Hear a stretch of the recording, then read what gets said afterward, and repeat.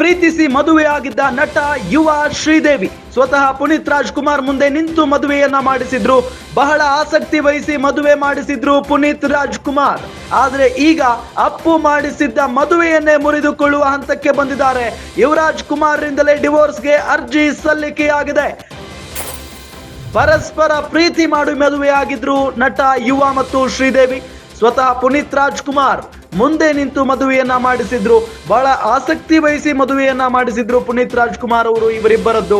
ಆದ್ರೆ ಈಗ ನೋಡಿದ್ರೆ ಅಪ್ಪು ಮಾಡಿಸಿದ್ದಂತ ಮದುವೆಯನ್ನೇ ಮುರಿದುಕೊಳ್ಳುವ ನಿರ್ಧಾರವನ್ನ ಮಾಡಿದೆ ಈ ಜೋಡಿ. ಯುವರಾಜ್ ಕುಮಾರ್ ಅವರಿಂದಲೇ ಡಿವೋರ್ಸ್ಗೆ ಅರ್ಜಿ ಸಲ್ಲಿಕೆಯಾಗಿದೆ.